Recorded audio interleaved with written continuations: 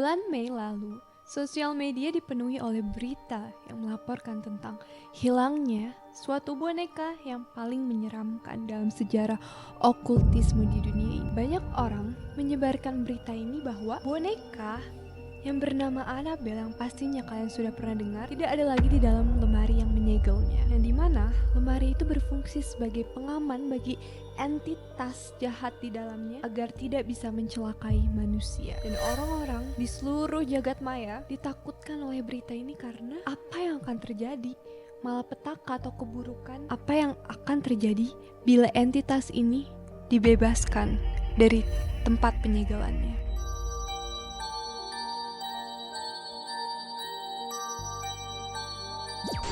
Konten dalam podcast ini mengandung tema-tema yang berpotensi memicu ketidaknyamanan, seperti deskripsi grafis tentang ketindakan kekerasan, pembunuhan, kematian, trauma, mental illness, ritual, sihir, dan hal-hal supernatural lainnya seperti hantu. Jika kalian merasa sensitif dengan topik-topik ini, disarankan untuk melanjutkan dengan hati-hati atau mempertimbangkan untuk melanjutkannya atau tidak. Turn down the lights, snuggle up tight, and get ready for another cocktail. Coba bilang kalau hal-hal seperti urban legend, mitos, dan cerita rakyat tidak memiliki basis fakta. Bagaimana kalau hal-hal yang selama ini anggap tidak nyata malah benar ada kenyataannya di dunia nyata? Selamat datang di Tales, di mana kita akan membagikan kisah legenda yang bertemu dengan realita dan juga mitos yang tidak hanya cerita. Nama aku Diski dan aku di sini bersama dengan Frina. Nah, menurut kalian nama Annabelle itu bukan sesuatu yang asing lagi nggak sih?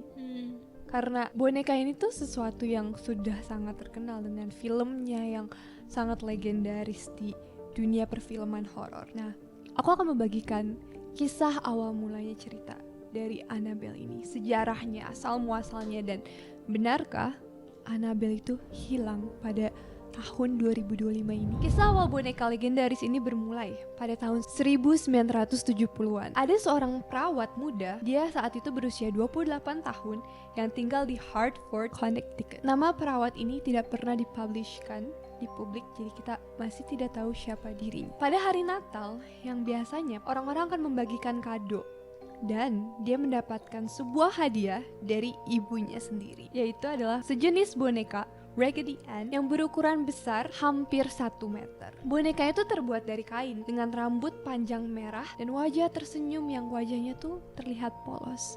Awal mulanya tidak ada keanehan dari boneka ini, malahan boneka ini terlihat lucu. Tapi sumpah boneka-boneka zaman dahulu tuh gak lucu sama sekali. Serem banget. Iya sih. But the real Annabelle dolls isn't like the one in the movie. Oh, it's not that scary? Yeah, not that scary actually. Nanti aku bakal tunjukin. Okay. Awal mulanya tidak ada kejanggalan apapun dari boneka ini. Semuanya terlihat bahwa ini adalah boneka yang biasa-biasa saja. Namun, hanya dalam waktu seminggu setelah boneka itu tiba di apartemennya, hal-hal aneh mulai terjadi. Boneka itu mulai berpindah tempat dari lokasi yang tadinya tuh ditempatkan. Dan awalnya dia tuh berpindah yang tadinya ada dari kamar tidur, tiba-tiba ditemukan lagi di ruang tamu. Si perawat ini tuh tinggal bersama dengan satu orang lainnya yang merupakan perawat juga temannya, yang bisa kita bilang sebagai roommate-nya. Awal mulanya, perawat ini meyakinkan kalau temannya lah yang menaruh bonekanya di tempat yang lain. Dan begitu juga dengan temannya. Jadi temannya ini setiap dia pulang ke rumah, dia melihat boneka ini tuh sudah berada di lokasi yang berbeda dari yang sebelumnya. Dan dia merasa kalau ya udah roommate gue yang lakuin. Common sense sih biasanya kayak gitu. Ya siapa lagi kalau misalnya bukan mereka gitu kan. Mereka bahkan lama-kelamaan membuatkan ini menjadi semacam permainan yang seru buat mereka. Siapa yang bisa menaruh boneka Annabelle ini di posisi yang paling menyeramkan atau yang tidak bisa diekspektasikan. Tapi entah kenapa lama-kelamaan permainannya tidak menjadi as fun as before. Permainannya tidak semenarik itu lagi karena Annabelle mulai berpindah ke tempat-tempat yang mereka sendiri itu tidak bisa capai. Terkadang ia akan muncul di dapur, terkadang dia duduk di kursi goyang, padahal terakhir kali diletakkan di dalam lemari yang dikunci. Dan kuncinya dipegang oleh satu orang, dan satu orang itu meyakinkan bahwa dia tidak membuka kuncinya. Jadi sekarang they realize something's going on. Lalu mereka melihat dengan mata kepalanya sendiri bahwa boneka ini menggerakkan tangannya seperti melambai ke mereka, seperti mengatakan, "Hai, I'm Halo. alive gitu. I'm alive, do you want to play more?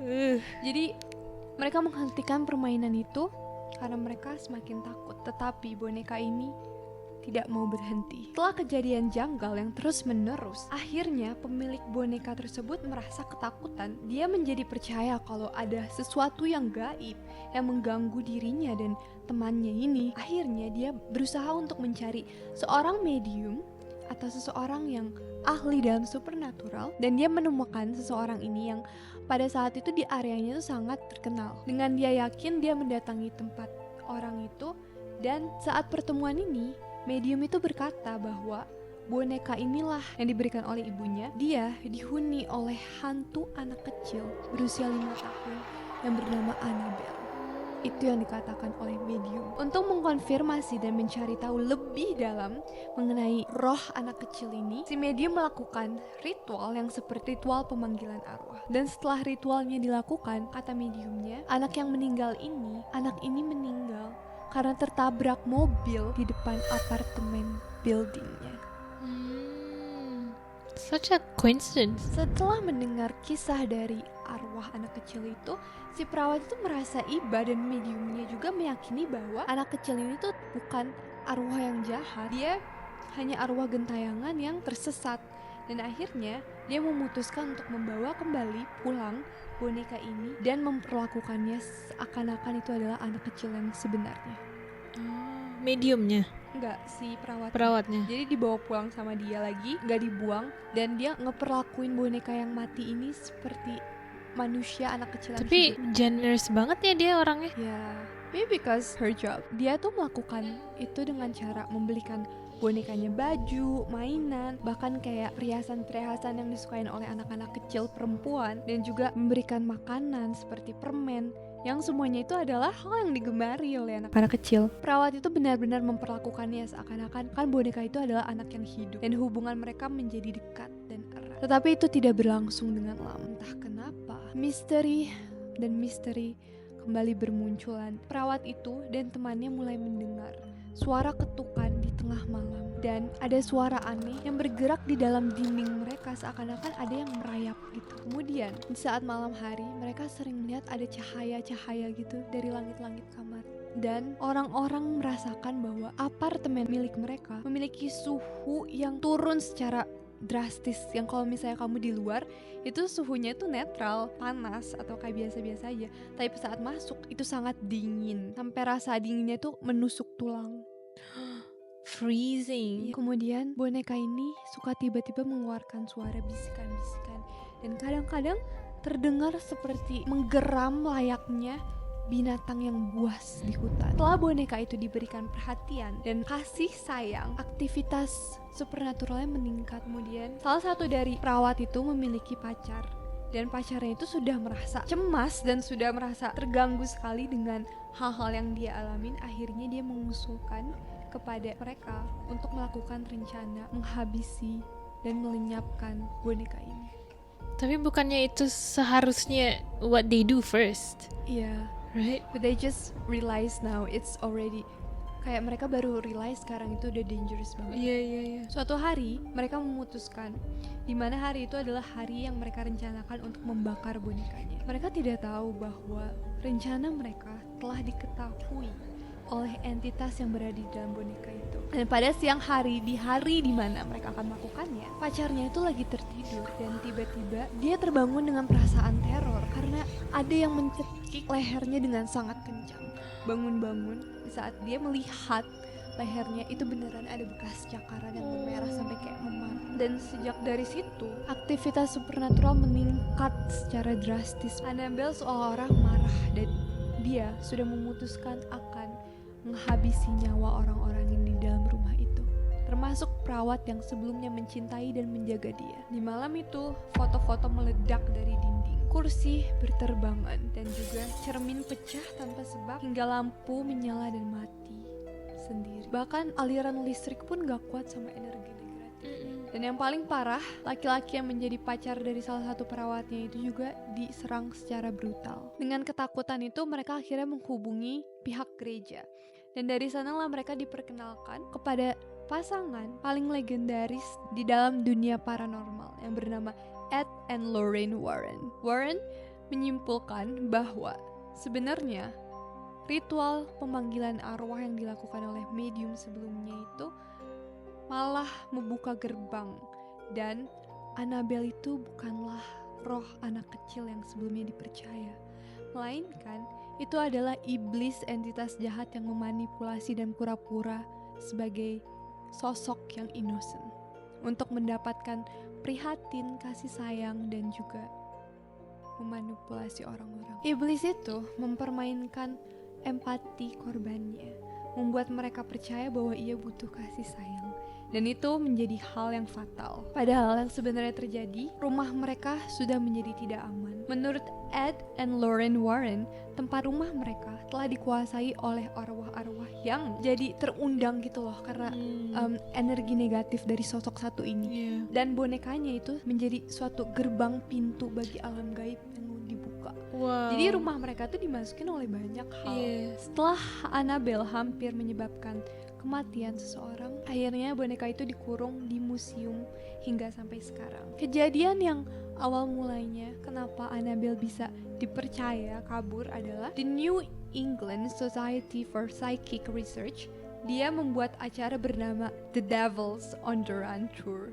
Jadi kayak mereka membuat tour di mana mereka akan membawa benda-benda yang dipercaya memiliki sejarah panjang dan dihantui ke berbagai kota di Amerika. Dan saat mereka datang di New Orleans, tempat yang memiliki sejarah voodoo dan okultisme dahulu kalanya, pengunjung mulai memperhatikan suatu hal yang ganjal.